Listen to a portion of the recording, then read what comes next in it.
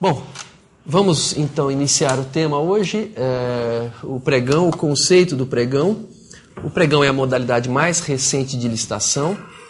Não vou mais dizer que é uma nova modalidade, uma vez que foi criado no ano 2000 e que efetivamente foi instituído perante a administração pública somente em 2002 pela Lei 10.520, esta lei de 2002.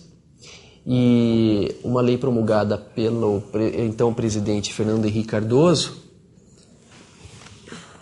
foi promulgada no dia 17 de julho de 2002, e é a lei que institui essa modalidade que inverte as fases. Por que houve a inversão das fases? Bom, o conceito de pregão foi muito inteligente. Ele talvez tenha sido comparado, por exemplo, a um concurso de investidura de cargo público. Antigamente, os concursos de investidura de cargo público eram feitos numa primeira fase de habilitação.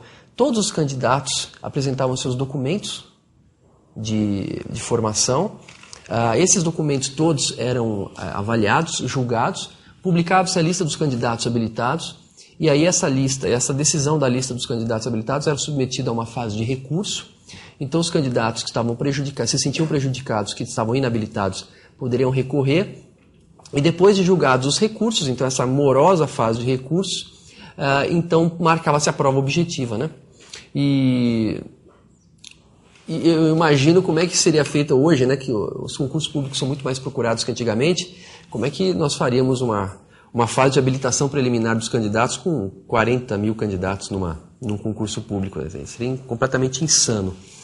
E, em determinado momento, o concurso público, então, inverteu a fase. Faça a primeira prova objetivo, todos os candidatos, e aqueles que passarem, talvez 2, 3 vagas disponíveis, quem passou em primeiro lugar, aí sim avalia-se a documentação de quem passou em primeiro lugar. Se a documentação estiver irregular, passa para o segundo e assim por diante. O pregão veio justamente para inverter a ordem natural que era das licitações. As licitações, como é que ocorria a modalidade convencional, concorrência, tomada de preço e convite?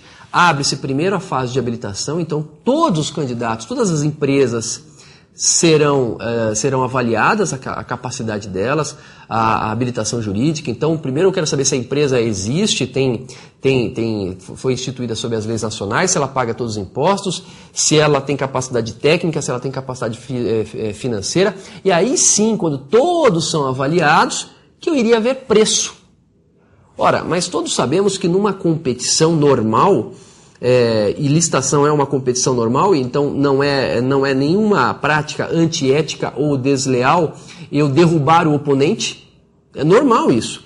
Então imagine que numa fase de habilitação eu vou criticar o concorrente. Eu vou falar, olha, a empresa X, ela não apresentou a documentação, peço a inabilitação dela. E aí existe essa beligerância da fase de habilitação natural em que todos os instantes se batem, né? Todos uns contra os outros. Para quê? O sonho de todo listante é porque, passada a fase de habilitação, só sobre ele e ele vai sozinho para a fase de preço. Então seria o sonho de todo listante.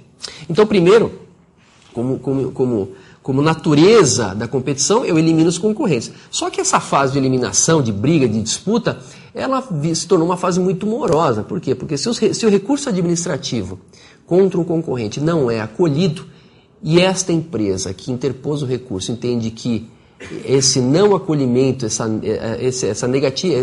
essa negativa deste recurso, ela é injusta, ele ingressa na justiça, via mandado de segurança, uma ação ordinária, pede uma liminar ou uma tutela antecipada ou para suspender a licitação ou para ter um benefício pretendido por aquela liminar, e se o juiz entender que há motivos para a concessão da liminar ou da tutela e essa liminar vem a suspender a licitação, essa licitação fica suspensa, ela interrompe e enquanto não for julgado o mandado de segurança, a licitação para. E nós sabemos que hoje o mandado de segurança é julgado em quanto tempo, gente? A minha experiência está sendo tão decepcionante em termos de prazo de julgamento de mandado de segurança.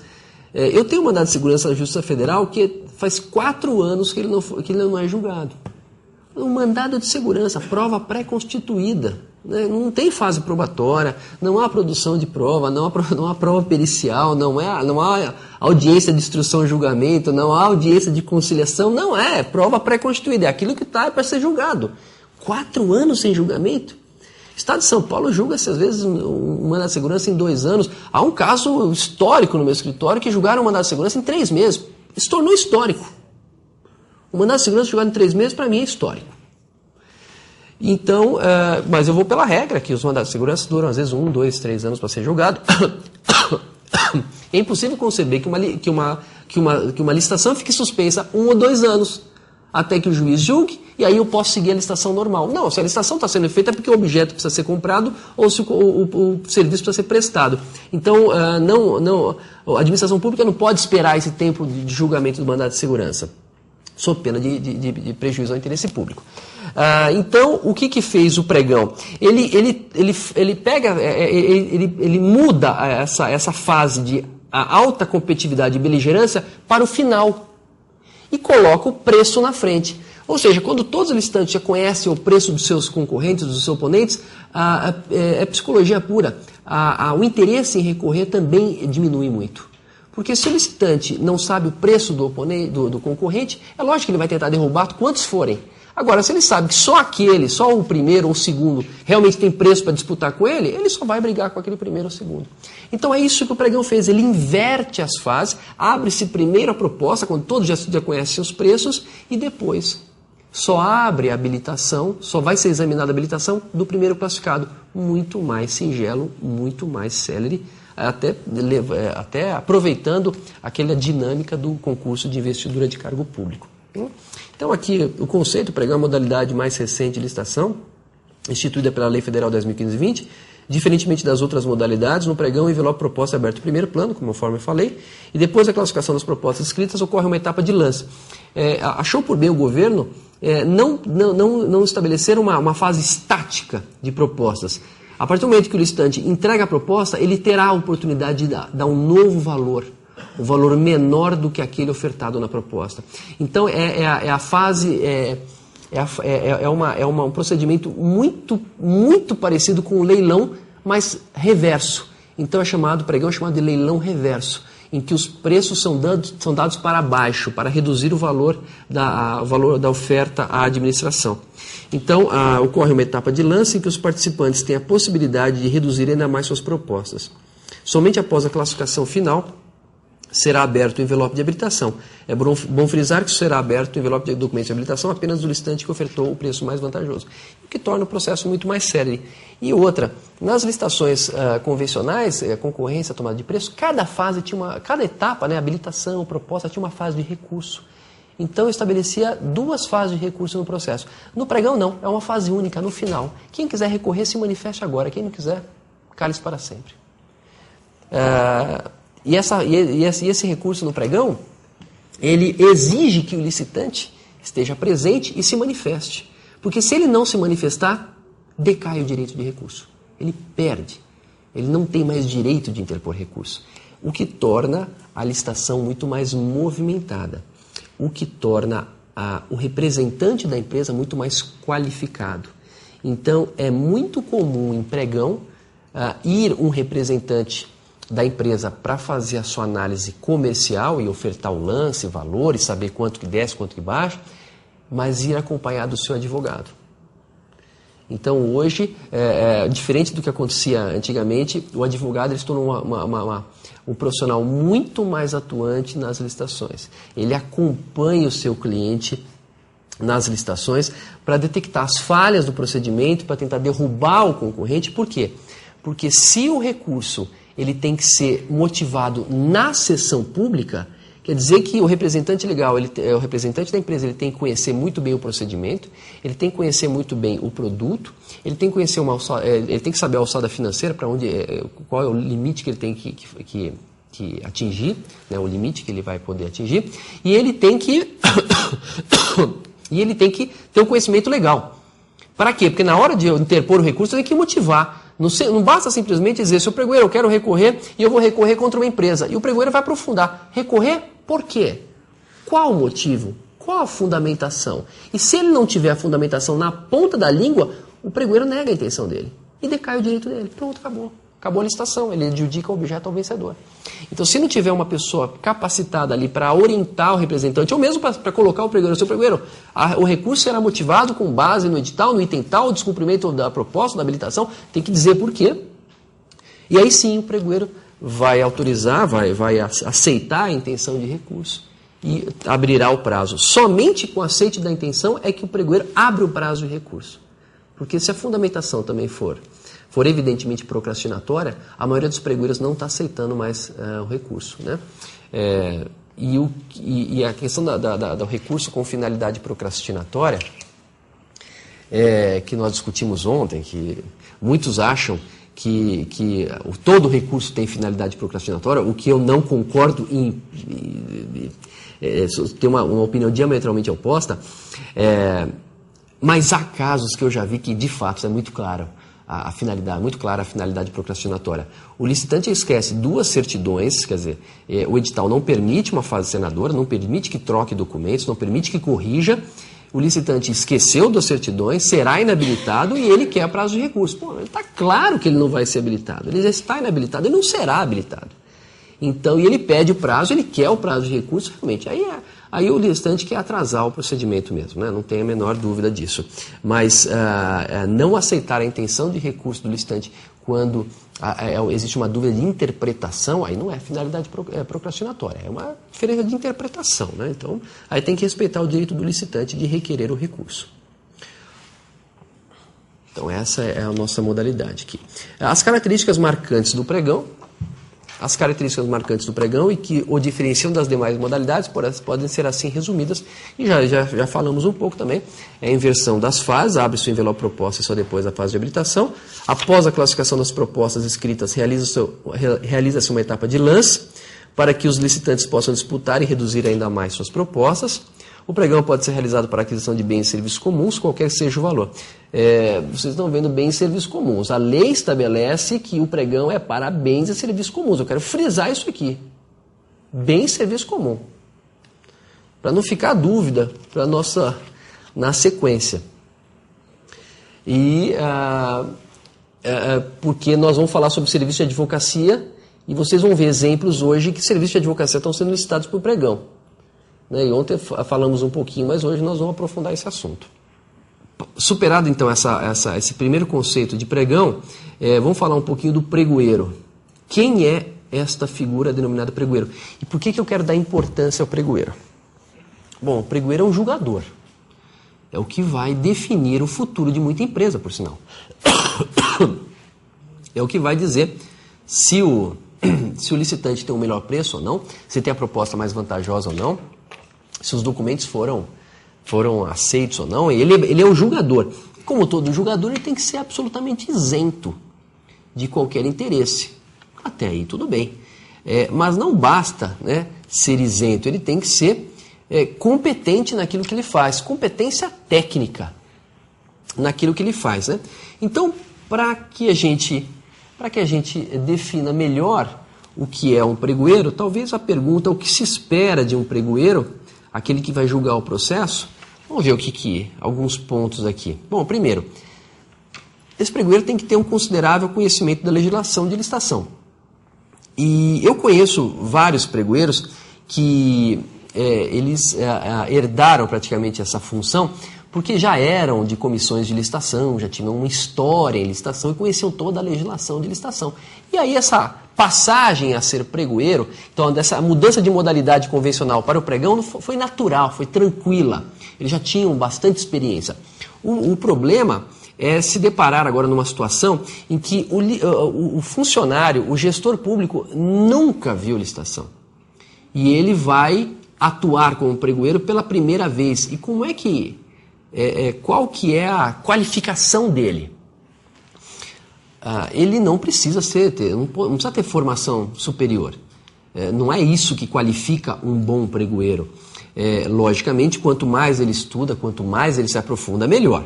Mas não é exigido que ele tenha uma formação superior. Exige-se que ele tenha um curso de capacitação específica. E eu faço um curso, eu até ministro cursos de capacitação específica para pregoeiros, já tive a oportunidade de fazer palestra para muitos deles, e em todas as palestras que eu faço, quer dizer, a duração máxima é de 8 horas, tem cursos que vão 16 horas, mas são raros os cursos que duram uma semana. Mas vou dizer para vocês, se fosse um curso de um mês seguido, talvez não esgotaria o assunto, né? Porque eu preciso de um feedback da pessoa, do profissional. O profissional tem que ter assim. Não adianta o professor só ministrar palestra e soltar uma avalanche de informações que não são captadas pela pessoa. A pessoa tem que se desenvolver. Então, esse curso de capacitação específica feito em 8 horas, ele faz com que o pregoeiro tenha um conhecimento muito superficial do processo. E aí esse profissional, se a ele já é dada a função imediatamente de atuar com o pregoeiro e julgar um processo licitatório, o risco de um erro, o risco de um problema é muito alto. Por isso, quando eu faço palestra para pregoeiros, eu digo, vocês pregoeiros estão se formando hoje, não façam pregão imediatamente. Comecem primeiro assistindo aos pregões, familiarizando com o processo, depois ocupem funções na equipe de apoio, que é aquela que auxilia o pregoeiro, e depois, quando estiverem mais familiarizados com a matéria, aí sim atuem com o pregoeiro nas licitações simples, né? Quais são as licitações simples? São aquelas que contratam, adquirem bens comuns, fáceis de ser julgado, papel sulfite, por exemplo, papel sulfite 75 gramas, todo mundo sabe que é padronizado, papel sulfite, não tem muita dúvida, 75 gramas, padronizado. Eu ia falar papel higiênico, mas papel higiênico é muito difícil de licitar. Caneta, eu ia falar caneta é muito difícil de licitar. Água, talvez água. Cartucho de impressora, né, bem definido no edital, cartucho de impressora. E assim, licitações combustível, licitações que são um pouco mais de objetos padronizados. E quando a pessoa quando o pregoeiro tiver um pouquinho mais de experiência, já aí comece a encarar licitações de serviços, né? Serviços de manutenção, um pouco mais complexos, e aí quando ele quiser uma graduação mesmo, aí ele licita serviços de limpeza e vigilância. Aí ele vai ver o que é uma licitação difícil. E quando ele tiver muito bom mesmo, o MBA dele será licitar merenda escolar. Aí será o MBA dele mesmo, viu? Ou merenda escolar, ou alimentação de presídio. Aí realmente é uma sinalização de trânsito também. Aí ele vai ver o que é licitação complexa, difícil. Realmente ela é complicada. Então, voltando aqui ao slide, que ele tenha um considerável conhecimento da legislação de licitação. O fato de eu ter um conhecimento da legislação talvez não seja o principal, né? Que eu posso pegar essa legislação de pregão, que é uma legislação pequena, que interessa mesmo ao pregoeiro. Aqui teria 12 artigos, muito pouco. Dá para decorar isso aqui rapidinho, num dia dá para decorar tudo. Eu tenho um conhecimento da lei, né? Decorando isso aqui, lendo, entendendo e decorando, já teria o conhecimento da lei. Só que eu não preciso conhecer só a lei 10.520, eu preciso conhecer a lei 8.666 também, que é uma lei um pouco maior, de 124 artigos. Mas só também o conhecimento da lei não me basta. O que é mais difícil, este é o mais difícil, talvez os magistrados confirmem o que eu digo, o difícil é enquadrar o fato ao dispositivo legal. Enquadrar aquilo que está ocorrendo naquele momento ao dispositivo. Qual dispositivo que eu aplico para isso que está ocorrendo? E a prática, a experiência, isso é muito difícil. Então, ter o considerado conhecimento, eu quis dizer que tenha um considerado conhecimento, mas saiba aplicar a legislação na prática. Isso é importante. Técnicas e táticas de negociação são importantes. É importante o pregoeiro saber negociar, porque hoje o pregoeiro não é mais um simples comprador que não interage com o contratado. Ele interage e pede para baixar o preço e traz uma economia ao serviço público. Então ele deixa de ser um mero despachador, vamos dizer assim. Ele interage, ele influencia o negócio, ele traz economia de administração pública, então ele não é mais uma pessoa sem interagir no processo.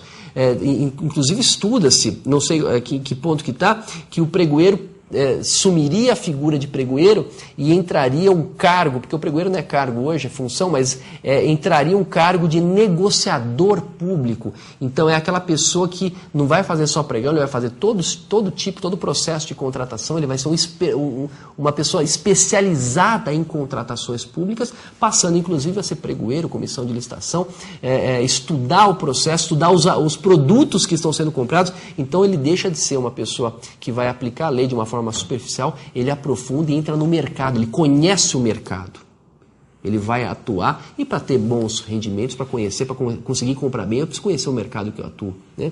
Eu acho interessante que em Minas Gerais foi assistir um pregão, a pregoeira já tinha trabalhado na indústria farmacêutica. Era uma pregoeira da área de saúde e ela já tinha trabalhado na indústria farmacêutica. Então ela conhecia a fundo a produção de medicamentos e ela licitava medicamentos.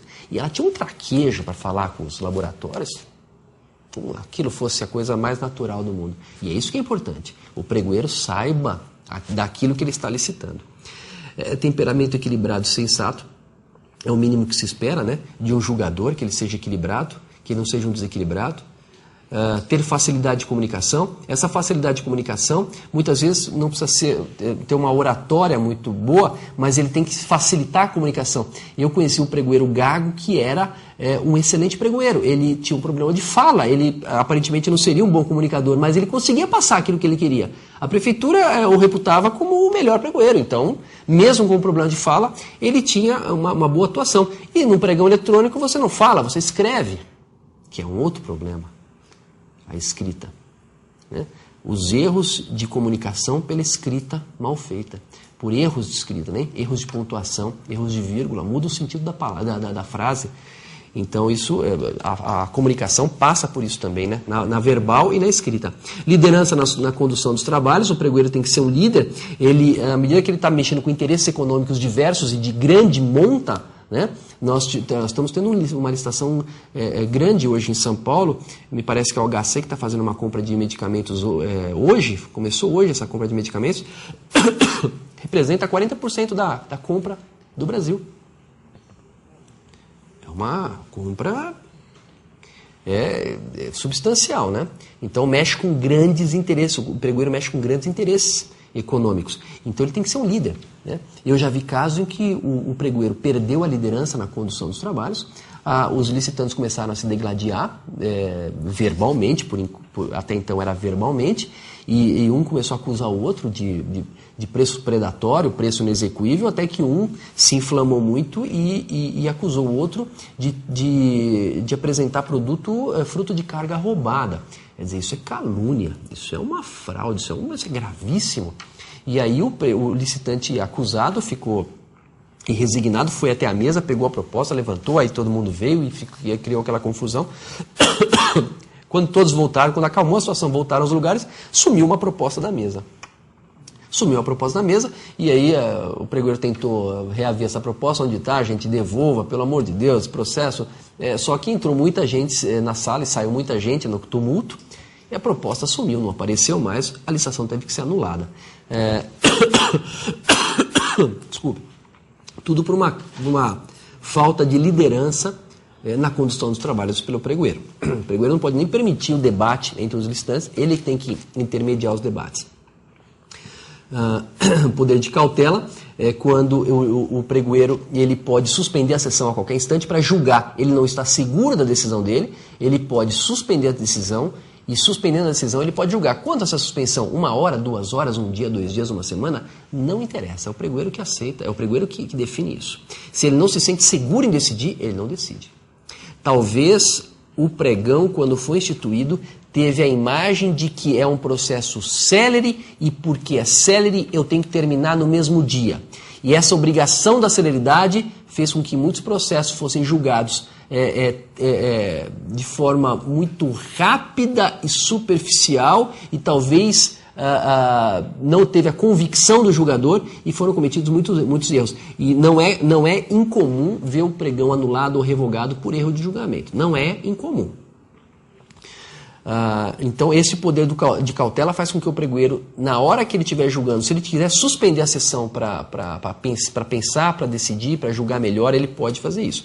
E a iniciativa e decisão é aquele poder de todo julgador. Quando ele tiver que dar decisão, ele vai ter que dar decisão, ele vai ter que sentenciar. Eu imagino um juiz, um magistrado tem que definir a vida de duas famílias, ele na audiência ele tem que dar a decisão. Ele sabendo que ele dando uma decisão, ele vai fazer uma parte chorar, uma parte sorrir de felicidade, outra chorar de tristeza, e é difícil fazer isso. Quem é pregoeiro sabe como é. Eu tenho que dar uma decisão, dizer, a sua empresa está desclassificada, está fora da licitação. Isso causa uma revolta, às vezes justa ou às vezes injusta, não vamos julgar agora, mas o fato é que ele tem que saber, ao dar a decisão, ao proferir a decisão, ele tem que ter firmeza. Eu tinha um colega meu que era pregoeiro, e eu gosto de usar o exemplo dele, gosto muito dele, é uma pessoa inteligentíssima, mas como pregoeiro talvez não tenha tido sucesso, e ele quando ia proferir a decisão, ele tinha um certo receio de magoar a pessoa que ele ia decidir contra. Então ele falava, olha, eu vou ter que decidir contra a sua empresa, e eu queria dizer que eu não quero que a senhora fique magoada com essa minha decisão. E aí a pessoa falava, não, vou ficar magoada sim, e vou interpor recurso, e se julgar improcedente, eu vou impetrar mandado de segurança e vou representar. Então, aí ele fala, não, então calma, deixa eu julgar de novo. E aí olha o tumulto que causava. Aí o concorrente falava, não, pera um pouquinho, o senhor decidiu ou não decidiu? Não, eu vou decidir, mas ela vai ficar, a representante vai ficar magoada, deixa eu dar uma olhada, mas era do peru, né? Tem que decidir, não tem que ter essa questão de a dúvida, não pode, uma vez está convicto, seguro da decisão, tem que tomar a decisão, não tem a menor questão. Eu vou traçar aqui, então, feito esse breve perfil, essa breve análise do perfil do pregoeiro, deixa eu passar aqui o próximo slide, que é diferenças entre o pregão presencial e o pregão eletrônico. Isso é bastante interessante, e já nessa sequência, a gente já consegue detectar todo o fluxo. Na verdade, o fluxo está aqui. É que lá, no fluxo que vocês vão ter acesso depois, vocês vão perceber que ele está mais detalhado, houve uma explosão de cada etapa, de forma a detalhar cada uma delas. Mas o fluxo é exatamente isso. Não foge a isso aqui. Então não vamos ter muito prejuízo na análise. Bom, a questão da forma da disputa. No pregão presencial, a forma é presencial. Os listantes estão presentes fisicamente, até para atuar a favor da empresa, né?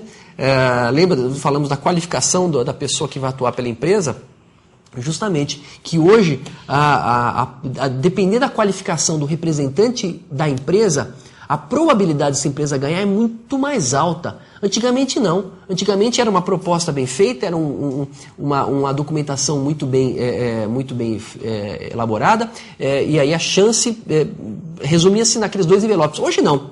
Hoje, além de eu ter uma proposta muito bem feita, ter poder de negociar e ter um envelope muito bem formado também, um envelope de habilitação, eu tenho que ter uma atuação muito forte, sob pena de perder a licitação por preço ou ser desclassificado, não souber defender meus direitos. Então, essa atuação ela ficou muito mais qualificada, fez com que o representante comercial da empresa ganhasse importância no mercado, assim como o advogado ganhasse bastante importância nas atuações. Então eu vejo hoje um campo de trabalho muito fértil nessas licitações. Eu acredito que o Brasil hoje é um país que tem uma economia interessantíssima. Eu recebo consultas, hoje não estão mais diárias, mas eu recebia consulta diárias de empresas estrangeiras querendo entrar no país e licitar no nosso país, né? Por quê? Porque hoje o Brasil tem um PIB, segundo informações que eu obtive, PIB de 3 trilhões e 300 bilhões de reais. Num país desenvolvido, utiliza-se 10 a 15% do PIB nas licitações. Num país em desenvolvimento, de 20 a 25%. E num país subdesenvolvido, de 25% a 30%, a 35% do PIB. Vamos colocar aí entre o país em desenvolvimento, né? Um país em desenvolvimento gasta aí por volta de 20% a 25%. Então, poderíamos dizer que hoje a administração pública joga no mercado 700 bilhões a 800 bilhões de reais por ano em licitação. É um valor que move uma economia. Se o governo resolve parar de licitar, ele quebra centenas ou milhares de empresas que vivem de licitações. Então, são muitos recursos, é muito dinheiro jogado no mercado, que eu digo, colocado no mercado, né? Então, daí a importância, e daí a importância que a empresa dá hoje nas licitações. Empresas privadas que nunca se interessaram em licitar, começaram a ter interesse. Com a crise de 2008, essas empresas tiveram grandes problemas com empresas privadas que ou deixaram de pagar ou deixaram de contratar. Então verificaram que o único mercado que é estável e ele não tem grandes oscilações é o mercado público. O mercado público, quer dizer, o governo às vezes demora para pagar, mas paga. Em alguns casos, tirando alguns casos excepcionais, que a demora é muito alta, muito grande, aí tem que ser, realmente aí não tem o que fazer, medidas judiciais, mas há casos em que a administração pública atrasando 30, 60 dias já é o prazo que a empresa privada já pede hoje para pagar. Tem empresa privada que quando contrata um produto em grande quantidade, ela não paga em 30 dias, ela paga em 60, em 90 dias, que é o prazo que o governo demora para pagar muitas vezes. Então hoje, vender para o governo, vender para a administração privada, em alguns casos ficou praticamente com o mesmo interesse e na empresa privada, se a empresa privada quebrar, é difícil uma empresa receber, o quem vendeu receber. No governo não, o governo não vai, quer dizer, não há falência do órgão público, então não há, pelo menos não há o risco desse dinheiro sumir. Ele pode ficar difícil de aparecer, mas ele aparece. De uma certa forma, se ingressar com a ação na justiça, aparece, vai demorar um pouco. Acredito, se cair no precatório, na lista de precatórios, demora um pouquinho, mas ele aparece. Bom, a gente tem sempre exceções, né? Sempre tem exceções que o dinheiro a gente não consegue executar. Agora, tem que ter documentação também, né?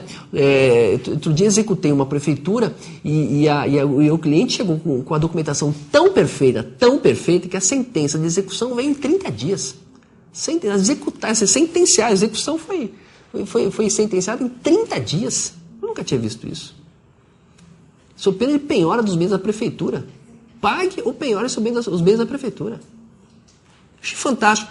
Mas aí que está. A empresa veio com o edital da licitação, apresentou o contrato assinado pelas partes, pelas testemunhas, veio com o empenho, a nota de empenho, veio com a nota fiscal, o aceite da nota fiscal, publicação no Diário Oficial do contrato, do extrato de contrato, do empenho, veio com toda a documentação. Quando a juíza pegou, falou, a falta de... Não há como alegar que... Não há dúvida de que o contrato foi assinado, de que o produto foi entregue e não foi pago. Não há dúvida disso, né? Foi executada uma sentença em 30 dias. Para mim também foi histórico. Então é um outro campo bastante interessante para a nossa profissão. Bom, vamos voltar aqui e falar então da forma de disputa. A forma de disputa é presencial, com a presença física do licitante também, ou eletrônica, aí no caso é virtual, o licitante o faz através do computador. Comunicação entre pregoeiro e licitante. Bom, o pregoeiro, no pregão presencial, a linguagem é verbal, no eletrônico a linguagem é escrita, lembrando, né, repetindo a dificuldade, quer dizer, a nossa língua ela é matreira, é uma língua, não é o nosso idioma, ele não é um idioma tão fácil, né? Então, há exemplos em que uma falha na redação, uma falha na pontuação pode mudar o sentido, e aí, se a falha ocorreu pelo pregoeiro, o pregoeiro tem que repetir a frase, e aí aquilo fica tudo num histórico, porque quando é feito pelo computador, aquelas frases todas são gravadas, e aquilo vira um histórico, então até os erros de português ficam todos no histórico. Por isso que no pregão eletrônico tem que tomar muito cuidado com o que se escreve, porque vira um documento oficial. Então, se eu fizer uma ofensa a um licitante ali, num debate ali de um tema, aquilo é um documento oficial, ele pode inclusive entrar com uma queixa-crime. Por quê? Porque ficou gravado ali, né? Aí, feito esse breve comparativo entre as duas primeiras formas, vamos entrar efetivamente no fluxo do pregão. Quando o licitante entra na licitação, ele primeiro tem que se credenciar. tem que mostrar que o representante que está presente, ele tem poderes para representar a sociedade que ele vem ali falar por ela ou representar. Então, essa é a documentação de credenciamento, a procuração pública ou particular, se particular acompanhada do instrumento de constituição da empresa, o ato constitutivo, o contrato social, o estatuto social. Então, tem que ser apresentado no credenciamento. Feito o credenciamento, então o pregoeiro, após saber que todos os licitantes estão ali e representados legalmente, todos podem falar pela empresa, ele inicia a fase de entrega de envelopes. Ele pede que os licitantes entreguem os envelopes, proposta e documentação, e imediatamente abre as propostas. Abertas as propostas, ele vai analisá-las, classificá-las, e aí já começa a etapa de lance. Então está aqui, propostas, seleção das empresas para a fase de lance e etapa de lance. E na etapa de lance é que começa a briga de preço. Então os licitantes começam a ofertar preço. E essa fase é uma fase que entra um critério psicológico intenso. Eu lembro que eu vi um edital de Santa Catarina, achei curiosíssimo, e nesse edital de Santa Catarina, a primeira página do edital escrevia assim, caixa alta. Era um texto muito parecido com esse. Se não é um texto igual ao que eu vou falar, pelo menos era o sentido que queria dar o texto. Que o pregão é uma licitação de fortes emoções. Então tomem cuidado pela fase de lance, que o lance dado será o lance executado, o preço que será fornecido. Então quis dizer o seguinte, licitantes, tomem cuidado, porque se abaixar o preço por uma disputa de mercado, vai ter que cumprir depois. Não vai ter desculpa. E é isso mesmo, na disputa de preços acontecem alguns exageros, né? E esses exageros, lamentavelmente, se o licitante não tiver condições de cumprir aquilo que ele prometeu, ele pode ser punido. E aí vimos as sanções ontem, que são gravíssimas, né? São sanções extremamente severas.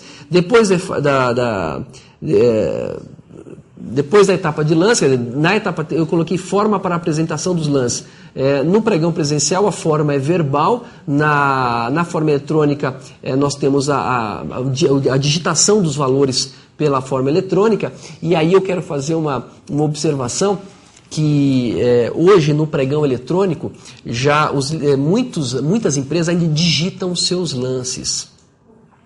Agora imaginem que eu tenho na tela, estou na frente do computador, na frente da tela do computador, e eu estou numa sala virtual de disputa e eu tenho que dar um preço ali, para ganhar do meu concorrente, e no eletrônico nós temos um tempo muito rápido, que é chamado de tempo randômico, fechamento aleatório, que vai de 1 segundo a 30 minutos, e quando ele pode de 1 segundo a 30 minutos fechar aleatoriamente, então eu tenho que correr com meus lances, porque a hora que fechar, quem tiver com o menor preço é o ganhador da fase de lance. Então, imagine que eu tenho que digitar, se eu estou digitando uma proposta de 8 dígitos, que é possível, uma proposta de 8 dígitos, 6 dígitos, quanto tempo eu demoro para digitar 6 dígitos? Eu dando um lance, né? Porque não é uma vez só, eu vou digitar vários, e na sequência. Quanto tempo demora? Calcula-se que, por segurança, demora-se 7 a 8 segundos para eu digitar, clicar o Enter, vem uma mensagem do computador dizendo confirma o seu lance, e eu clico o Enter de novo. Só que a pressa é tão grande que eu digito 2 vezes o Enter. Digito Enter para ir, e aí vem a confirmar e eu digito outro Enter. Então, vejam que a rapidez, né, a pressa de ganhar a licitação é tão grande que a digitação é importante. Agora imaginem se eu erro uma vírgula ou um zero. Eu tenho que dar um lance de 1 milhão e dou 100 mil. O risco que eu corro de o pregoeiro entender que isso é um lance hábil e dizer que você é o vencedor da licitação e que agora vai ter que cumprir o contrato com um 0 a menos, né? É um risco que se corre. Então, há muitas empresas que ainda fazem isso manualmente, mas há outras que já contrataram robôs, né? Compram um software que tem. Eu, para falar a verdade, não sei onde vende esse software. Há sempre uma discussão se esse software é legal ou não é legal. Um software que faz automaticamente esse envio de lances. Então, esse software ele capta o lance de menor preço e numa fração de segundo dá um lance de 1 centavo abaixo. Né? Então esse software já existe e saiu uma matéria na Veja no final do ano passado criticando-se. A matéria da Veja não foi uma crítica, a matéria da Veja foi dando conhecimento a um fato. A matéria foi bem assim, a matéria não tinha muito um tom de crítica. Ela noticiava um fato, ela mostrava que no pregão eletrônico os licitantes davam um lance, lances muito altos, como eu falei, de 6, 7, 8 dígitos. E quanto tempo demora para dar um lance? Então o licitante dava um lance, mostrava o tempo que ele dava o lance, depois numa fração de segundo vinha um lance de um centavo abaixo. E aí o licitante dava um lance digitando, que era demorado, e aí vinha um lance de um centavo abaixo, um segundo depois.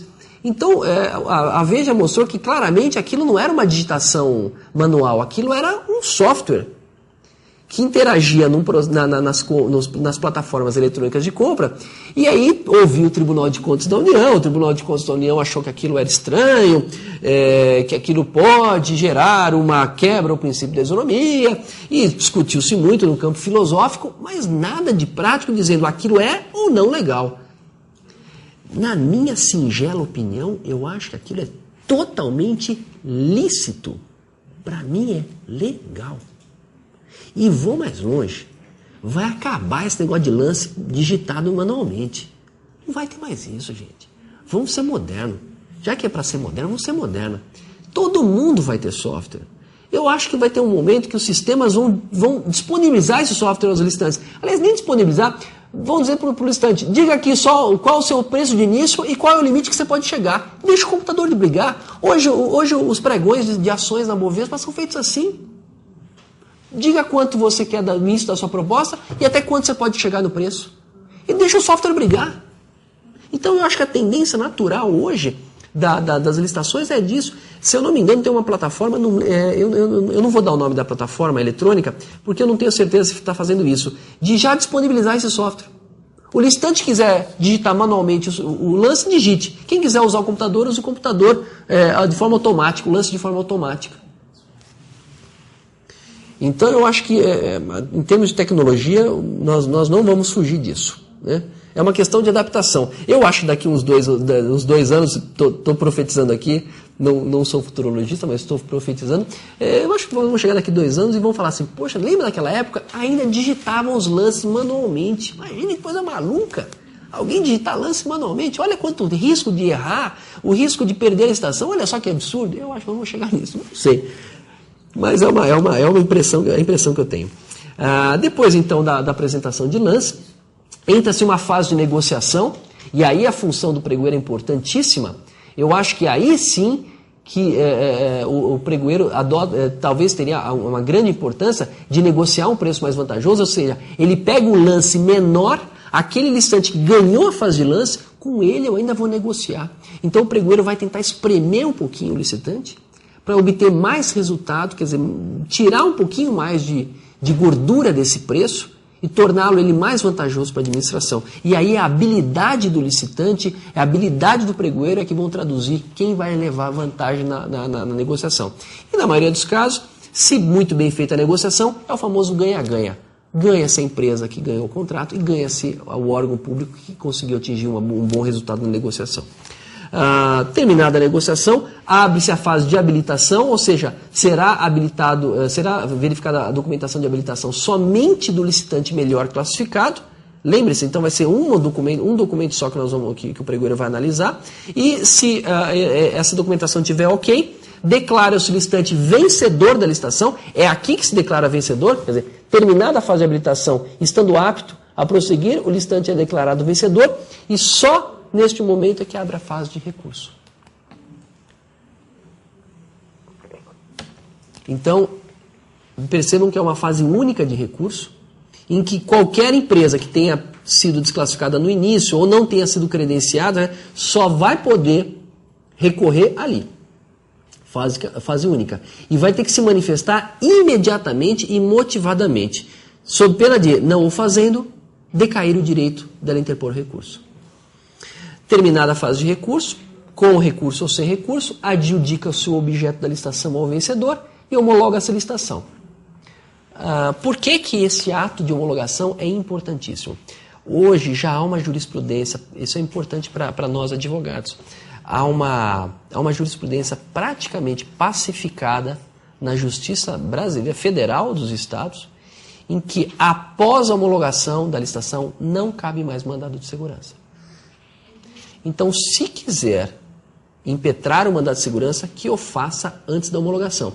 E se tiver que conseguir eliminar, que consiga antes da homologação. Que há magistrados que entendem o seguinte, que se a liminar, apesar do mandado de segurança ter sido impetrado antes da homologação, se não houve liminar, após a homologação não há mais concessão de liminar, perde-se o objeto do mandado de segurança. Que para mim é um absurdo isso.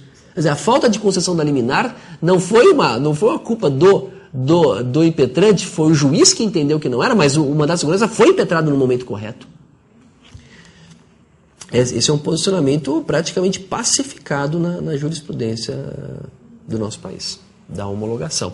E sabendo disso, a administração pública faz o quê? Adjudica e homologa rapidamente. Porque aí não cabe mais mandado de segurança. Aí só cabe ação ordinária. E alguém pode dizer, simples então, ingressemos com ação ordinária. Só tem um probleminha. O valor da causa tem que ser compatível com o benefício econômico pretendido. Né? Uma licitação de alguns milhões, o valor da causa tem que ser alguns milhões. O primeiro problema seria as custas judiciais. Em São Paulo, o teto das custas dá 50 mil reais? 50 e poucos mil reais, o valor de custas em São Paulo. Federal não, federal é 1.900 e alguma coisa. Então não é muito. Mas aí temos o ônus da sucumbência, que é calculado sobre o valor da causa. Né? A maioria dos juízes que eu vejo julgando, raramente dão um percentual alto sobre o valor da causa como honorário de sucumbência. Mas se um juiz resolver dar um percentual alto, tipo 10, 15, o alto eu digo é 20%, mas eu nunca vi, quer dizer, isso acontecer numa ação ordinária, é muito raro acontecer. Então os percentuais, para mim percentual alto é 10% sobre o valor da causa, quando o valor da causa é muito alto, né? Então aí é uma complicação, porque o valor da causa alto está suscetível a um de sucumbência alto também. Então, a ação ordinária, nesse caso, pelo menos tem que ser avisado ao cliente, né? O cliente tem que saber que mandado de segurança não pode mais, tem que ser ajuizado uma ação ordinária, com tutela antecipada, aí só para acalmar o cliente, mas sabendo que sempre há uma chance de perder a ação. E ele tem que saber que se perder a ação, terá um ônus da sucumbência. Essa é a parte ruim, explicar isso para o cliente. E aí se perde, quando perde a ação, né, quer dizer, a ação, não vou usar esse exemplo para ação, mas no caso de pregão, quando o licitante perde o pregão, no pregão eletrônico, o pregão eletrônico ele é muito rápido, tempo randômico, e quando ele ganha no tempo randômico, que encerra, ele está com o menor preço, e ganhou de um monte de gente por 1 centavo, ele ganhou, aí foi competência dele, e foi muita sorte. E quando ele perde, não foi incompetência, foi algum erro do sistema, o sistema que errou, não fui eu que perdi, né? Então é igual eu ouvi hoje de manhã na CBN, quer dizer, só existem 2 resultados de um jogo de futebol. Tem aquele que é o que a nossa equipe ganha e tem aquele que a nossa equipe foi roubada, né? Então só tem 2 resultados. Mas esse é do choro do perdedor, não tem saída, né? Então o licitante que perde na licitação sempre acha que ele foi prejudicado e quando ele ganha foi a competência dele. Mas isso é só um comentário à parte. Bom, entremos agora no tema que interessa bastante, que é o exercício da advocacia nas licitações, e eu gosto muito de falar sobre isso, porque eu tenho entrado em embate com alguns órgãos da administração pública e eu vejo que não só eu, mas alguns outros colegas nossos, eles também estão atentos a essa matéria e já venho percebendo que no Tribunal de Contas do Estado de São Paulo, pessoalmente, que eu atuo aqui de forma mais intensa, há um acolhimento à matéria que nós vamos falar, mas percebo também um certo desânimo já, porque a força é muito grande do outro lado. A administração pública ela é muito poderosa em termos de ela que lança o processo licitatório, então ela tem essa questão do interesse público, ela fala pelo interesse público e tem que rebater toda a licitação para a contratação de serviços jurídicos que são feitos por pregão, é muito árduo, né? Então a gente teria que ter uma força muito maior aqui, todo mundo questionando para evitar que o serviço de advocacia seja considerado um serviço comum. Pelo amor de Deus, não é. As agências de publicidade já conseguiram isso. Hoje você não vê uma agência de serviço de publicidade ser contratado por pregão. Não existe isso. Menor preço, não existe isso. Só técnica e preço. As agências de comunicação fizeram uma batalha muito bem feita, quer dizer, uma estratégia muito bem feita, já estão também modificando completamente. A agência de comunicação hoje tem que ser contratada pelo tipo técnico e preço, porque não são considerados serviços comuns. Agora, é impressionante que o serviço de advocacia é considerado um serviço comum para alguns órgãos. Não entendo isso, de fato não entendo. Talvez chamado a razão à OAB, para que a OAB defenda os direitos dos advogados, a proporcionar ou até fomentar no Congresso Nacional uma lei, um projeto de lei que determine que a serviço de advocacia não pode ser listado por menor preço. Ou estabelecer em que situações pode se licitar serviço de advocacia pelo menor preço. Vamos lá. Aqui é o Estatuto da Advocacia, são atividades privativas de advocacia, as atividades de consultoria, assessoria e direção jurídicas. Né? Então, só para a gente começar a encaminhar nosso tema. A tese da multidisciplinariedade. O que eu falo? Por que eu estou falando da multidisciplinariedade? Porque há empresas de consultoria multidisciplinares que fornecem todo tipo de serviço, inclusive jurídicos. E esses dias eu estava auxiliando um pregoeiro numa licitação e um participante ele fazia serviço de produção de vídeo e ele veio com um cartãozinho e faço tudo que você precisar faz. E virava o cartão atrás assim, tinha todo tipo de serviço, todo. De construção civil, projeto, serviços jurídicos, consultoria, auditoria, tudo, tinha tudo ali. Aí eu olhei o cartão e falei assim, senhor, o senhor não pode fazer isso aqui. A sua empresa é de consultoria? Não, empresa de consultoria, a gente faz isso. Mas o senhor não pode prestar serviços jurídicos. Só quem pode prestar serviços jurídicos é um advogado ou uma sociedade de advogados. Ele falou, não, mas eu contrato o advogado e eu concedo esse serviço jurídico. Eu falei, não, o senhor não pode fazer isso, o senhor não está entendendo, o senhor não pode fazer isso. Contratar o serviço jurídico e vender serviços jurídicos. Só quem pode fazer isso é o advogado ou uma sociedade de advogados. O fato de uma empresa contratar o advogado não autoriza ela a vender serviços de advocacia. Não pode. O Tribunal de Ética já julgou muito na OAB. A questão é pacífica. E nós vamos ver hoje um exemplo de licitação que saiu na semana passada de um órgão que está contratando serviços de consultoria contábil e jurídica. Ou seja, reúne serviços de contabilidade e de advocacia na mesma empresa. Se o Conselho de Contabilidade não luta pela individualização da profissão deles, não é problema nosso. Mas a advocacia luta e tem que lutar mais.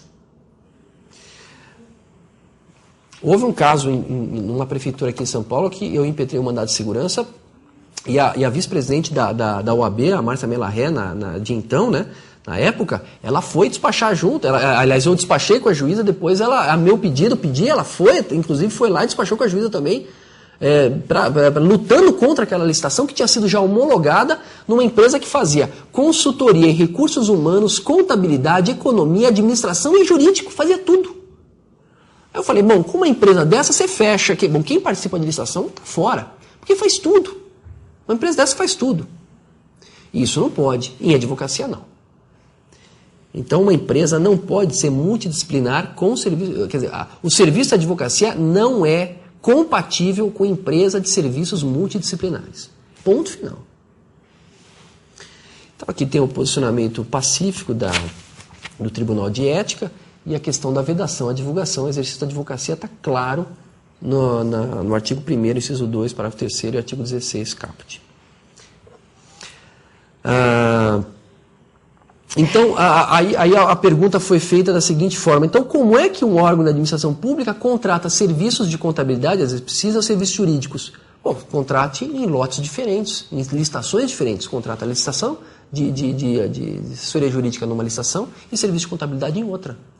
Ah, mas e se eu quiser reunir tudo numa licitação? Tá bom, então faz uma licitação só com 2 lotes. Só que no lote 1 vai ser listado só serviço de advocacia, no lote 2 só serviço de contabilidade. Não, mas eu quero uma mesma empresa. Falo, não, mas isso não pode.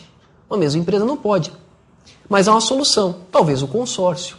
Então, uma sociedade de advocacias, uma sociedade de advocacia consorciada com uma outra empresa de contabilidade, de economia, de administração, prestem serviço, mas cada uma exercendo a sua atividade individualmente, mas dentro de um consórcio. Aí talvez seria o caso. Né? E essa justificativa está aqui, ó, na tese da divisibilidade do objeto. Se o objeto é divisível, a administração não está obrigada a contratá-lo conjuntamente, ou seja, de uma mesma empresa. E, obviamente, serviço de advocacia, ele não precisa ser prestado junto com outra atividade para dar certo resultado de alguma coisa que se quer. A divisibilidade do objeto. Serviço de advocacia é independente. Não interessa se a contabilidade diz uma coisa, se a administração diz outra, recursos humanos, a advocacia é independente. Como é a contabilidade, como é também a administração. Então as atividades não precisam ser interligadas, não precisa ser uma empresa que presta os 3 serviços para dar resultado positivo. Então é isso que eu digo aqui. Se a administração achar que o objeto é indivisível, eu preciso contratar num único lote, que certamente não é, mas vamos imaginar que a administração insista nessa matéria, aí abre a possibilidade de consórcio. Eu entrei várias vezes com essa alegação no Tribunal de Contas, e o interessante é que o Tribunal de Contas já julgou poucos casos desse, julgou poucas vezes o mérito desse tipo de representações, porque as prefeituras lançam esse edital e quando recebem uma representação, elas revogam a licitação. Aí, revogada a licitação, fica prejudicada a representação, o tribunal não julga. Então, o Tribunal de Contas tem muitas representações, mas não tem muitos julgamentos de mérito, porque as prefeituras não querem, não sei qual o motivo, talvez não querem vir julgado o mérito no Tribunal de Contas. Vamos enfrentar o mérito, então. Eu não estou com medo de enfrentar, não. Vamos enfrentar o mérito. Posso fazer só uma? Pois não. Como que o tribunal vai julgar uma representação dele? Eu estou aqui pasma com o que o senhor está falando. Por quê? Porque a auditoria do Tribunal de Contas, ela é feita juridicamente, economicamente e contabilmente. Sim. Dentro de um mesmo contexto. Mas é dentro de um órgão público. Sim, mas... Não é dentro de um órgão público. Não, é uma terceirização de serviços. Tudo bem. Não, estou falando de terceirização de serviços. Não. Estou falando de terceirização. Quando eu estou contratando serviços terceirizados, eu não posso fazê-los através de uma empresa que forneça os 3 ao mesmo tempo, por exemplo. Agora, o órgão público tem, porque ele contrata por concurso. Não, aí é diferente. Aí é diferente. Mas o órgão público não terceiriza o seu serviço de advocacia. Se o órgão público contrata uma auditoria. Eu mesma fui contratada. Qual o problema? Mas qual o problema? Auditoria jurídica, contábil e financeira. Contrata auditoria jurídica, é prestação de serviços jurídicos com uma entidade, com advogados, contrata advogados para fazer a auditoria jurídica, contrata contadores para auditoria contábil e econômica, para economistas para auditoria econômica. Eu não vejo, eu só vejo dessa forma, não vejo de outra forma. Nada, desculpa não. Discordar de você, mas nem tenho esse direito de discordar. Não, lógico que tem, não, direito tem sim, tem sim, o direito sim. Mesmo porque o tema está... Eu tinha pensado sobre esse prisma. Não, mas eu coloco o tema sob debate. Não, eu quero debater o tema, eu gosto de debater esse tema. Porque eu vejo que em São Paulo o negócio recuou. Quando a gente começou a enfrentar esse tema, a coisa diminuiu. Eu acompanho esses informativos de licitação e eu vejo que as licitações estão acontecendo no estado de São Paulo. Parou, mas no resto do país continua. Em São Paulo deu uma parada, acho que deu uma movimentação, mas no resto do país continua. Eu acho que em São Paulo vai começar a voltar. As pessoas acham que a gente parou de brigar. Não, nós também paramos de brigar porque parou o negócio. Voltou, a gente volta a brigar. Olha, é uma defesa da categoria. Eu vou fazer essa defesa. E a próxima vez eu vou pedir ao presidente da OAB que me acompanhe, para ganhar mais força. Não, pensem bem, porque senão nós seremos eternamente empregados. Eu vou ter que ser empregado de uma empresa de consultoria para prestar serviços jurídicos para um cliente. Pô, não está certo isso. Né? Não quero diferenciar, não quero dizer que a advocacia é melhor que qualquer um. Não é, defesa da profissão. Defesa da profissão. O CREA defende, o CONFEA defende os engenheiros, os seus profissionais registrados. Cada conselho defende a sua profissão. Eu acho que tem que ser assim. Né? E vamos defender a nossa. Bom, vamos lá. Vamos continuar aqui. A advocacia caracterizada como serviço comum é licitável por pregão? Bom, se consultoria, ação ou efeito de um especialista dar parecer sobre matéria da sua especialidade. É aquilo que nós havíamos comentado ontem. O advogado pega o caso, analisa o caso, sob diversos aspectos, sob a profundidade.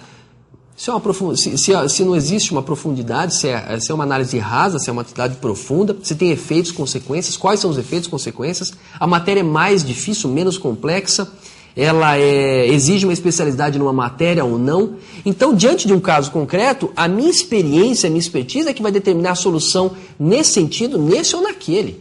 Por isso é que não tem, por isso que eu acho que não há cabimento estabelecer a serviço de advocacia como serviço comum licitável por pregão. Não vejo isso. Mas nesse ponto eu não sei se o Tribunal de Contas está comigo. Nesse ponto eu não sei.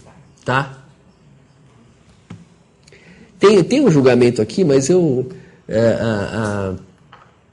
vou ler só o julgamento do Valmir Campelo, que é ministro do TCU, e ele escreveu o seguinte nesse acórdão de 2007. Havendo a necessidade de se assegurar a idoneidade e a capacidade técnica dos licitantes, a fim de se evitar prejuízos para a administração pública e tratando-se de serviço de natureza predominantemente intelectual, a escolha da modalidade pregão, necessariamente vinculada ao tipo menor preço, não me parece ter sido uma boa escolha. Muito melhor e mais adequado teria sido a escolha do tipo técnico e preço, e obviamente em outra modalidade de licitação. Para mim, resumiu tudo em termos de advocacia. O ministro foi muito sucinto, muito direto, né? A escolha da modalidade pregão contraria o disposto no artigo 46. Também acho. Os tipos de licitação melhor técnico ou técnico e preço serão utilizados exclusivamente para serviços de natureza predominantemente intelectual. E, só mudando aqui, o serviço em comum de consultoria pretende identificar e investigar a causa. É isso que eu estava falando, né? De ter o problema nas mãos e a minha expertise determinar qual é a solução. Então, o serviço em comum de consultoria jurídica pretende identificar e investigar a causa e o efeito de cada ato, de cada matéria, necessita de criatividade e especialização do profissional envolvido para sugerir ou indicar soluções, diretrizes e métodos. Tem a finalidade de recomendar ou adotar ação adequada à situação. Vocês imaginem que determinada nossa profissão, a gente sabe, a escolher a estratégia jurídica, eu posso submeter o cliente a um risco altíssimo. Eu lembro que eu fui examinar uma vez um mandado de segurança, e esse mandado de segurança foi impetrado no Rio de Janeiro, e o valor da causa, no mandado de segurança lá é um pouquinho mais alta que o nosso caso aqui em São Paulo. Eu acho que aqui a gente gasta uns, não lembro, 100 e poucos reais, lá 600 reais. E a empresa colocou o valor da causa do mandado de segurança, que é um valor simbólico, apenas para efeitos de alçada, né? Nós sabemos disso. Colocou. Agora um pouco está diferente, né? Agora mudou, mas naquela época não estava na lei antiga do mandado de segurança, e o advogado colocou o valor da causa no mandado de segurança e teve que pagar 7 mil reais de custas judiciais no mandado de segurança. Absurdo, né? Que é um absurdo. Prejudicou o cliente, sem dúvida que prejudicou o cliente. Agora, imagine o advogado ingressar, ajuizar uma ação e não avisar o cliente de que pode adotar, em determinados casos, há casos é possível isso, adotar ou um mandado de segurança ou uma ação ordinária. Ele opta pela ação ordinária, coloca o valor da causa altíssimo e deixa suscetível o cliente de um pagamento de ônus de sucumbência altíssimo, quando ele poderia adotar um mandado de segurança que não há ônus de sucumbência. Quer dizer, o erro na identificação da estratégia pode ser muito prejudicial ao cliente. E isso o que faz? A experiência do advogado. Então, a experiência do advogado é crucial, é importantíssima para a administração. Mais ainda, a administração pública. em que eu vou defender talvez um gestor público numa ação civil pública em que há bloqueio de bens, uma ação cautelar pedindo o bloqueio de bens, quer dizer, a experiência do profissional tem que ser altíssima, a fim de evitar, desculpa, eu não desliguei aqui a fim de evitar uma perda, uma adoção de estratégia errada ao cliente, né? Vamos ver o próximo slide. O pregão, para esses casos, revelar-se-ia forte tendência a igualar serviços de assessoria jurídica a meros produtos de prateleira, padronizados em escala industrial, definidos pelo menor preço. Neste conceito, a expertise, a especialização e a experiência do profissional de nada valeria. É isso. Resumo, é isso. Aqui, Nádia, o Tribunal de Contas do Estado de São Paulo. Eu lembro que eu tinha visto isso. O egrégio plenário, em sessão de 30 de 2006, julgou a representação parcialmente procedente por ter considerado que a modalidade pregão não é admissível para a contratação de serviço advocatício. É 2006, eu não sei como é que está a jurisprudência agora. Está seguindo a mesma? Está me confirmando aqui. Obrigado. Não é serviço comum. Não é serviço comum. Concordo plenamente.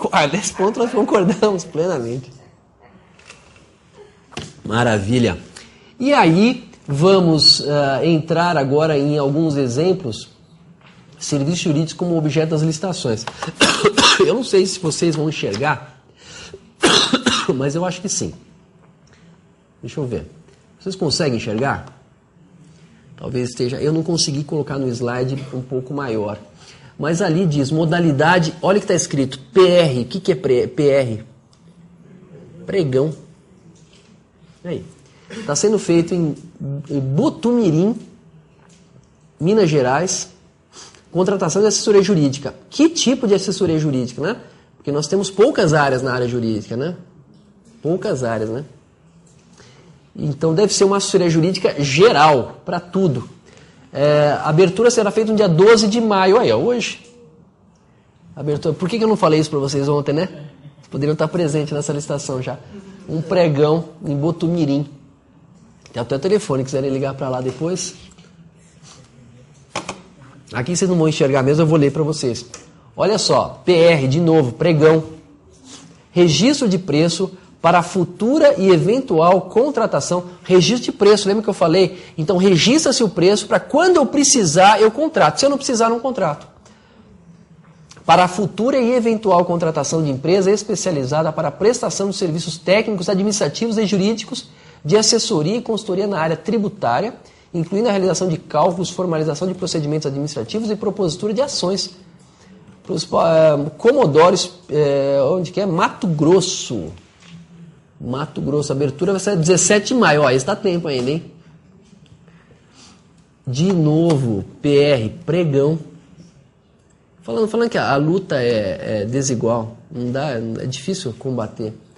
Contratação de empresa para a realização de serviços técnicos especializados na assessoria e consultoria contábil e jurídica. Ao Departamento de Recursos Humanos relacionado a assuntos previdenciários da municipalidade. Sapezal, no Mato Grosso, 17 de maio. CR Concorrência. Esse aqui deve ser técnica e preço. Contratação de sociedade de advogados para prestação de serviços técnicos de advocacia.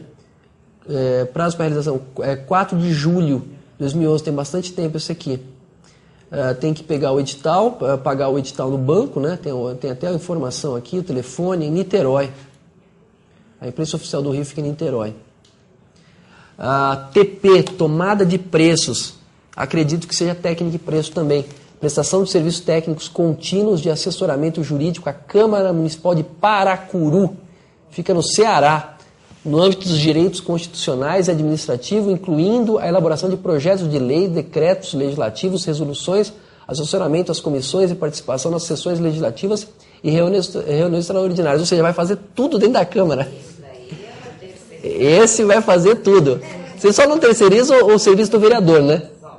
Só o vereador, só o voto dele. O resto terceiriza tudo. Prazo para 25 de março de 2011, esse vai faz algum tempo, no Ceará. E olha só esse aqui, Conselho Federal de Química, uma concorrência, foi aberto dia 26 de abril, em Brasília. Contratação do serviço de advocacia geral também. Conselhos de profissão, conselhos profissionais tratam de todos os assuntos. Execução fiscal, trabalhista, tributário, civil, criminal, administrativo, tudo. Isso atua em todas as... Quer dizer, internamente tem todo tipo de área, né? Todo tipo de trabalho. Outro exemplo, TP, tomada de preço. Esse foi feito em março de 2011, Prefeitura Municipal de Capitão Enéas, fica em Minas Gerais, contratação de assessoria jurídica. Acredito que seja também assunto bem amplo, né? Mas tem tomada de preço também. Bom, gente, então esses foram alguns exemplos. Tá aqui meus contatos. Novamente o portal, quem quiser escrever alguma matéria, quem quiser fazer alguma pergunta, pode acessar este portal. Em São Paulo não teve nenhum. Não, eu não trouxe, mas tem. Tem nas prefeituras de São Paulo. São Paulo tem 600, quase 600 prefeituras, né?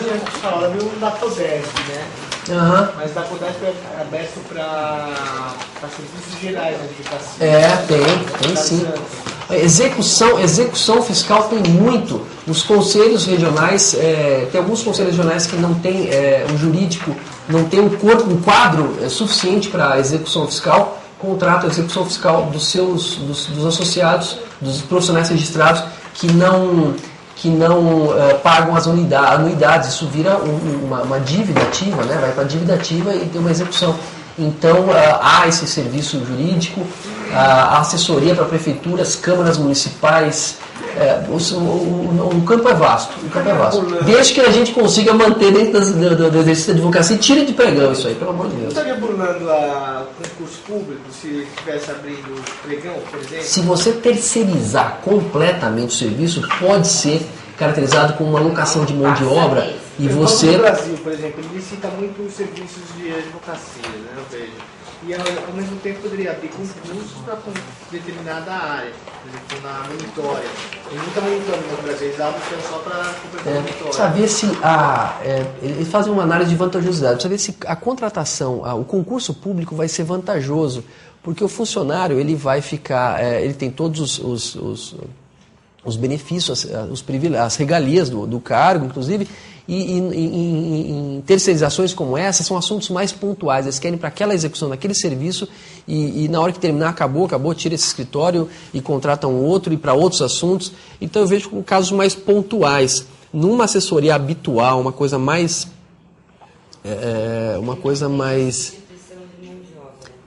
que seja possível, que o quadro seja suficiente, o quadro de advogados do órgão seja suficiente, aí tudo bem. É lógico que o concurso público é a melhor saída, né? Mas a administração pública também, talvez não tenha recursos para abrir o concurso público e ter um profissional que vai ficar 30 anos no cargo ali, 20 anos no cargo, quando ele resolve um assunto jurídico em 1, 2 anos e acaba com aquele serviço, né? É uma análise muito de vantajosidade para o interesse público também, para a administração. Eu não sei. A OAB é um dos únicos conselhos que eu não vi licitação aberta ainda. Não sei, pode ser coincidência.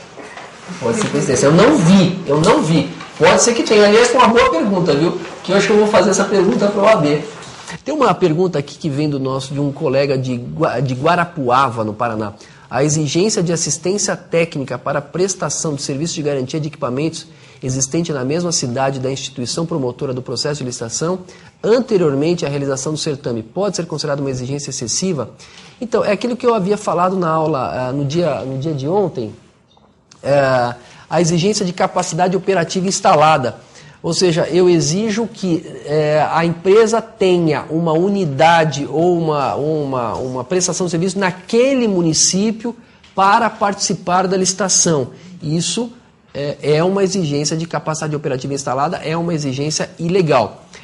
Eu posso fazer essa exigência da seguinte forma: não para licitar. Aí a empresa não estará obrigada a ter uma assistência técnica lá. Mas a partir do momento que eu assinar o contrato, ela vai ter que disponibilizar uma assistência técnica no local. Aí tudo bem. Mas já é uma obrigação contratual, não é uma obrigação na fase de licitação. Quanto às sanções aplicadas à empresa licitante, pode apresentar a declaração de idoneidade ou de inexistência de fato superveniente que, em suma, dispõe. Declara sob as penas da lei, em conformidade com o artigo 32, parágrafo 2º da Lei 8.666, que até a presente data inexistem fatos impeditivos para a sua habilitação no presente processo licitatório, estando ciente da obrigatoriedade de declarar ocorrências posteriores. Uma empresa que esteja punida com a sanção de suspensão, essa declaração pode ser considerada válida para a sua habilitação? Nosso amigo de Guarapuava, eu vou fazer uma diferenciação. Existem duas declarações importantes no processo de pregão, principalmente no processo de pregão. Uma é a declaração de cumprimento aos requisitos de habilitação, que é uma declaração que é colocada logo no início da licitação. Então eu me declaro, eu me declaro que eu estou habilitado no processo licitatório. E aí, se essa declaração serve para dar idoneidade ao licitante que está participando da licitação. E temos a declaração de inexistência de fatos supervenientes, que é exigida quando o licitante aproveita o cadastro da prefeitura, ou um cadastro de um órgão público. Ele diz que após a emissão daquele cadastro, nenhum fato existiu que comprometa a regularidade desse cadastro. Agora, o fato dela estar punida, ela pode apresentar uma ou outra certidão? Eu acho que pode, porque eu estou falando em termos de habilitação, em termos de documentos de habilitação, e não condições de participação. A sanção aqui perguntada, ela vai influenciar muito mais no tema, no capítulo do edital, chamado condições de participação, não nos documentos de habilitação, que são do artigo 27. Então, é um tema difícil, esse do nosso colega de Guarapuava, não é um tema simples, não. Requer um pouco mais de cuidado na resposta, mas eu tenho essa visão. Estando a empresa punida, se não no município, se a punição dela não abrange o município, ela poderia sim declarar-se habilitada, porque os documentos de habilitação estão corretos. O caso da sanção é condições de participação.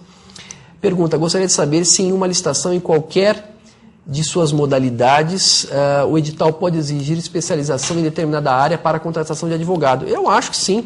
Posso contratar serviços de direito administrativo. E que o profissional demonstre especialização nessa matéria. Que tenha pós-graduação, que tenha livro escrito, que tenha ações que ele tenha ajuizado nessa matéria, que ele tenha experiência comprovada. Pode sim, sim, com certeza. A suspensão do direito de licitar, uma vez sancionada, atinge os contratos já pactuados. Uma pergunta, né? A suspensão do direito de licitar, uma vez sancionada, atinge os contratos já pactuados anteriormente em execução com outras administrações públicas ou somente quando é declarada a idoneidade? A pergunta, muito bem feita pelo Newton de Goiás, eu entendo que a suspensão temporária, ela tem um efeito a partir do momento que ela é publicada. Então, a partir daquele momento, eu não vou mais licitar e não posso mais assinar contrato. Mas é para frente, né? Quer dizer, tem efeito ex nunc. No caso da declaração de idoneidade, tem efeito ex tunc. Eu rescindo, inclusive, os contratos em vigor. Por isso que eu digo que a declaração de idoneidade é a pena de morte. Eu não posso participar de licitações durante 5 anos e eu perco todos os meus contratos em vigor. É a pena de morte para uma empresa.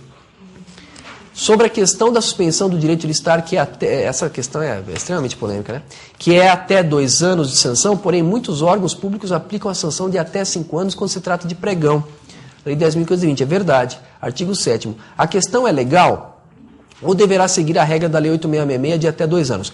Veja, a Lei 10.520 disse no seu artigo, toda nada, até mais.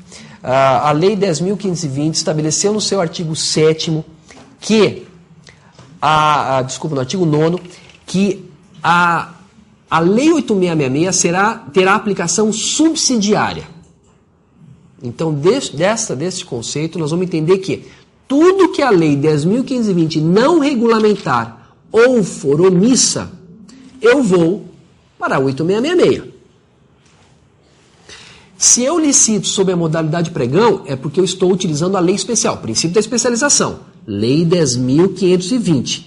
A Lei 10.520 tem uma cláusula sancionatória? Tem, artigo 7º. Portanto, eu uso a cláusula sancionatória do artigo 7º da Lei 10.520. Não preciso usar 8.666. Quando eu aplico o artigo 7º, de fato são o prazo é de até 5 anos. Até, pode ser 1 mês, 2 meses, 3 meses, 12 meses, 24 meses, ou até 5 anos. Mas veja, Newton, veja só, que essa pena, a do artigo 7º, ela é muito mais restrita. O legislador talvez tenha sido mais competente ao redigi-la. Ele diz no artigo 7º da 10.520 que todos os motivos que ensejarão a penalidade, né, provocará o quê? Ficará impedido de licitar e contratar com a União, olha só essa redação dada pelo artigo 7º, ficará impedido de licitar e contratar com a União, Estados, Distrito Federal ou municípios. A preposição ou, ela estabeleceu que é ou União, ou Estados, ou municípios. Logicamente, se for aplicado no município, vai pegar todos os municípios. Não, aplicado no município, somente naquele município. Então, se o licitante participa do pregão, assina um contrato decorrente de uma modalidade pregão, logicamente, eu aplico a lei do pregão. E a cláusula sancionatória já foi exaurida na lei do pregão, eu vou usar o artigo 7º. Não tem por que eu usar o artigo 87 da lei 8666, que dá toda a dúvida. No artigo 7º não traz dúvida. É ou um, ou outro. Mas a pena é maior, é até 5 anos. Então, o problema é, se eu usar o artigo 7º só, a pena é um pouco maior, mas ela é restrita ao órgão que aplica a penalidade. Ponto. Separa isso aqui. Se eu for para o artigo 87 da Lei 8666, a pena é menor, até 2 anos. Mas aí há aquele entendimento de que a suspensão temporária pode ser aplicada não só no órgão que aplicou a penalidade, mas em todo o Brasil. Então, o problema é definir claramente onde está a penalidade. Agora imaginem que o órgão aplica uma penalidade e aplica o artigo 7º e o 87. Aí não tem jeito, aí você pega os 5 anos do Brasil inteiro. Então, é preciso que o gestor saiba definir exatamente se é o artigo 7º ou 87 que ele está fundamentando. A solicitação de exclusão ou cancelamento de lance no pregão eletrônico é legal? Digo, é a autoridade do pregoeiro cancelar ou obrigar o licitante a cumprir o lance errado? Bom, precisa ver o que é considerado lance errado. Eu vou dar um lance de 1 milhão e erro 100 mil. Sendo que todos os licitantes estão na casa de 1 milhão e eu dou um lance de 100 mil. Obviamente foi um erro. Errou-se uma vírgula ou um zero. Então, notadamente, é um erro. Nesse caso, até o pregoeiro poderia se antecipar e excluir para devolver o licitante à disputa. Para que ele volte a disputar. É um caso, há plataformas que permitem, inclusive, que o pregoeiro cancele o licitante, cancele o lance quando há nitidamente um erro no lance. Então eu estou dando um lance de 6 mil reais e eu coloco 6 centavos. Errei, deu um lance errado. É lógico, é óbvio isso. Mas agora, quando eu estou dando lance de 1 milhão e coloco 950 mil, depois digo que eu dei um lance errado e peço a desistência, aí já começa a complicar. Então a questão da desistência do erro tem a ver com o tamanho, do montante da diferença entre o último lance e o lance atual. No pregão eletrônico, como existe a possibilidade de participação de licitantes de vários locais, inclusive diferentes do local em que está situada a instituição realizadora da licitação, é verdade. E ainda como os licitantes cadastram uma proposta inicial no sistema portal em que se realiza o pregão, a qual não necessariamente contém as informações completas quanto à marca, modelo do equipamento ofertado e posteriormente envia uma proposta completa à instituição. Existe dispositivo de lei que obriga o pregoeiro que o pregoeiro publique no portal ou envie por e-mail a proposta final do licitante. Deixa eu ver se existe dispositivo de lei que obriga o pregoeiro, que está faltando uma palavra aqui. Dispositivo de lei que obriga o pregoeiro a publicar no portal ou enviar por e-mail a proposta final do licitante para que aqueles que estão distantes da instituição possam averiguar a conformidade da proposta do licitante com as especificações do edital. Entendi a pergunta. O que eu acho que o colega está querendo dizer, talvez resumo, o pregoeiro, na plataforma, as plataformas são muito resumidas. O licitante manda um preço, a marca e o modelo só, mas não descreve o produto para que o concorrente possa saber se aquele produto escrito atende ou não o edital. Né? Então, nesses editais, o que acontece é que o licitante, quando dá a marca e o modelo, aceita as condições. Então, não dá para questionar muito a especificação. O próprio site não permitiu aquilo. Agora, a plataforma, Comprasnet, Banco do Brasil e muitas outras plataformas que abrem um espaço para que o licitante descreva o produto dele ou anexe na proposta dele catálogos e folhetos descritivos. Após o julgamento, esses anexos, esses catálogos, todos são disponibilizados a todos os licitantes. Então, mesmo eu estando longe do local da licitação, por meio eletrônico eu consigo visualizar a proposta do meu concorrente, consigo criticar a proposta e depois interpor recurso só com aqueles elementos que estão disponibilizados pelo pregoeiro. Há possibilidade, sim. No pregão eletrônico, após encerrada a licitação, com a declaração do vencedor, inclusive após já ter enviado os documentos para habilitação, pode o pregoeiro entrar em contato com o licitante vencedor para reduzir o valor sob pena de anular a licitação? A questão é difícil. Pode o pregoeiro entrar... Então, no pregão eletrônico, após encerrada a licitação, ou seja, houve já a fase de licitação, houve a fase de lances, de negociação, então eu fico imaginando que exauriu-se a fase em que o pregoeiro pode derrubar o preço. Se ele está aqui com a declaração do vencedor, se o pregoeiro declarou o licitante vencedor, é porque ele entendeu que a proposta está boa, está aceitável, o licitante está apto a contratar com o governo. Aí diz, inclusive após ter enviado os documentos de habilitação, ou seja, só declara o vencedor quando já houve habilitação.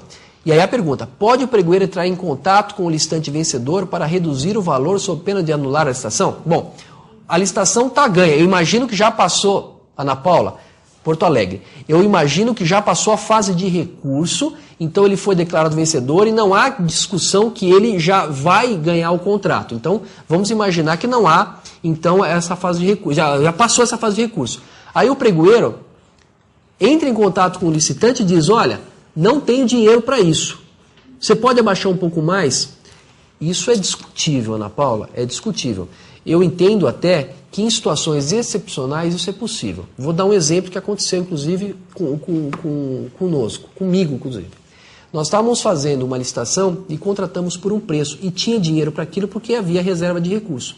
Mas por uma emergência, retirou-se dinheiro daquela rubrica e passou-se para uma outra, para atender um ato de urgência. Então eu fiquei sem dinheiro na rubrica. Mas foi tirado, como tirou de várias rubricas de elementos econômicos, tirou um pouquinho da minha também, mas suficiente para não ter mais dinheiro para contratar. E aí eu entrei em contato com o licitante e falei, olha, parabéns, você ganhou a licitação, mas eu vou te dar uma notícia ruim, senão nós vamos assinar o contrato. O governo teve um ato de urgência, teve que tirar dinheiro dessa rubrica, desse elemento econômico, e eu fiquei sem dinheiro. Então só quero dizer que nós vamos revogar a licitação e você vai ficar sem o contrato. Ele falou, não, mas quanto foi a redução? Eu falei, não, reduziu, nós não temos mais dinheiro para contratar com você. Isso já estava ganha a licitação, já íamos fazer a convocação para assinatura do contrato. Aí ele falou, mas quanto que é? Se você, dependendo do desconto, eu dou e eu assino o contrato. Aí eu falei, bom, mas o desconto é tanto. E não era muito, valor muito alto. Não? Aí ele falou, não, eu dou. Se é para assinar o contrato nesse preço, então eu faço, eu consigo fazer. Quer dizer, ele já era o vencedor, ele já ia ser contratado por aquele valor. E eu, quando comuniquei o fato, na verdade, eu nem queria fazer, eu não queria negociar com ele, eu só queria dizer para ele que não ia mais ganhar o contrato. Mas ele aprofundou, ele falou, não, mas eu faço. Mesmo por esse preço reduzido, eu faço. E não foi uma fase de negociação. Mas, suma, pode até ter sido. Eu acho que isso que você está falando, Ana Paula, não pode ser uma regra. Depois de concluída a licitação, eu volto a instalar uma fase de negociação. Não. Eu só acho que isso é possível em casos excepcionais. Quando depois de terminada a licitação, descubro que alguém tira o dinheiro da rubrica econômica para um estado de calamidade pública, alguma emergência, e falta dinheiro. Aí eu comunico o licitante. Você quer fazer por esse preço? Se não, eu vou ter que cancelar a licitação. Não há mais perguntas. Alguma pergunta de vocês? Não? Ok. Gente, queria agradecer muitíssimo a atenção que vocês dedicaram a mim neste momento. Final do dia, todo mundo está cansado, trabalhou o dia inteiro, né? mas vocês foram valentes, mantiveram-se acordados até agora nessa matéria que eu gosto bastante, e espero revê-los numa próxima oportunidade. Espero que vocês tenham sucesso na profissão, participem de licitações, lutem para que a advocacia não seja listada por pregão e também por menor preço. E vocês terão material à disposição. A Nádia me falou que os fluxos estão à disposição, se vocês quiserem tirar cópia de tudo. E o meu e-mail vocês também já têm. Se quiserem depois fazer perguntas, falar comigo, ou quiserem oferecer matérias, colocar no portal de licitação, fiquem à vontade. Agradeço muito a participação, espero revê-las numa próxima oportunidade. Obrigado.